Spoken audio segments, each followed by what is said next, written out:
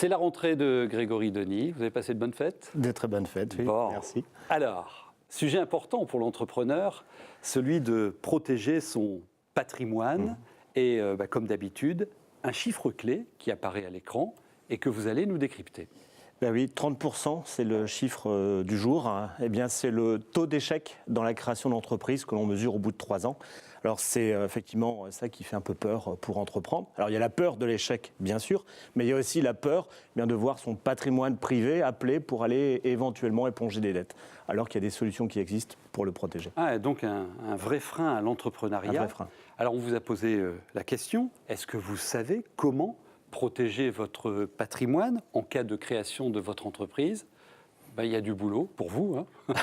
80% des personnes interrogées disent non, je ne sais pas comment faire. Alors les réponses sont déjà dans cette question-là, puisqu'il y a déjà la réponse autour du choix de la forme juridique de l'entreprise que l'on va créer, ou reprendre d'ailleurs, mais aussi dans la façon dont on va organiser son patrimoine. C'est les 2 voies à explorer pour le protéger. On commence par la forme juridique ? Alors oui, il faut savoir qu'il y a 2 grandes formes juridiques dans les entreprises. Il y a ce qu'on appelle les entreprises individuelles, ou en nom propre. L'avantage, c'est que c'est assez simple à mettre en œuvre. Il n'y a pas beaucoup de formalisme dans la vie de l'entreprise. Le gros inconvénient, c'est qu'il y a confusion du patrimoine privé et professionnel. Donc les conseils que l'on peut tout de suite donner, c'est d'aller assez vite voir son notaire et faire une déclaration d'insaisissabilité qui va, au-delà de la protection de la résidence principale, protéger des biens bâtis ou non. Ça, c'est un premier conseil que l'on peut donner. Le deuxième, c'est d'étudier aussi le statut de l'EIRL qui permet de n'apporter qu'une partie de son patrimoine à son activité professionnelle. Un peu plus, là. On commence à se protéger son patrimoine. La deuxième forme, c'est les sociétés. Alors l'avantage, là, c'est vraiment une séparation complète totale, des patrimoines. Puis il n'y a pas besoin de trop étudier son statut marital pour en faire créer une société. L'inconvénient, c'est que c'est un peu lourd, il y a des statuts à rédiger, il y a une vie juridique un peu plus étoffée qu'en individuel. Et en même temps, si je me trompe de statut, est-ce que c'est rattrapable? Oui, c'est rattrapable.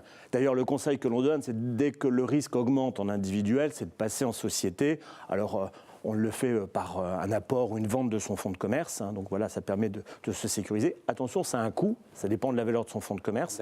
Mais ça dépend aussi, il peut y avoir de la fiscalité, par exemple, sur les plus-values. Dans les avantages pour la société, c'est une question très concrète, vous avez cité l'absence de changement de régime matrimonial. Qu'est-ce que ça veut dire concrètement? Oui, c'est que quand une entreprise a des difficultés, des dettes, le chef d'entreprise va devoir regarder pour les éponger. C'est la question centrale. Donc, de regarder le patrimoine qu'il a. Donc la question, c'est quel est le patrimoine propre ou en communauté de biens qu'il possède. Son conjoint. Donc là, ça dépend de votre statut. Si vous êtes pacsé ou en concubinage, là, il n'y a pas trop de questions à se poser parce que les patrimoines sont bien séparés entre les conjoints. Bon, il peut y avoir les biens en indivision, mais là, c'est que la quote-part de l'entrepreneur qui est concernée. Là où ça se complique un petit peu, c'est un peu technique, c'est lorsqu'on est marié, puisqu'il y a 4 formes de contrat de mariage qui existent. Il y a la séparation de biens, la communauté de biens, la communauté de biens réduits aux acquets et la participation aux acquets. Donc, c'est des choses assez complexes. Il faut étudier ça avec son notaire ou son expert comptable pour choisir le bon statut, parce que seule la partie patrimoine propre du chef d'entreprise et comité de biens est concerné. Donc le conjoint, normalement, peut être protégé sur son propre patrimoine, sauf s'il s'est porté caution de son conjoint ou s'il a une activité régulière dans l'entreprise sans statut précis.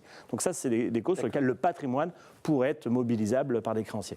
En 2 mots, vous avez parlé du conjoint, mais sur les autres parties prenantes, je pense aux enfants, aux associés.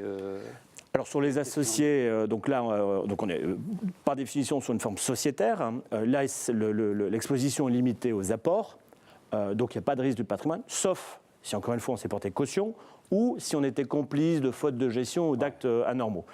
Pour les enfants, ils ne sont pas redevables des dettes de leurs parents. S'il s'agit par exemple d'un décès, on peut refuser l'héritage ou alors demander à ce qu'il se limite à l'occurrence de l'actif net, c'est-à-dire qu'on déduit des dettes. Voilà ce qu'on peut dire. Dernière question, vous avez parlé à plusieurs reprises de caution personnelle, ça craint ça? Alors c'est une décision très importante parce que ça engage votre patrimoine personnel. Donc c'est effectivement une décision à prendre en mesurant bien les tenants et les aboutissants. Et puis un dernier conseil, c'est qu'il existe en France des fonds de garantie qui se porte caution en lieu et place D'accord. de l'entrepreneur. peuvent Et protéger. ça va jusqu'à 70% des sommes empruntées. Donc c'est une vraie facilitation. Merci pour ces informations. L'affiche à télécharger, création d'entreprise, protéger son patrimoine personnel. Et on se retrouve très prochainement pour de nouvelles informations économiques de notre région.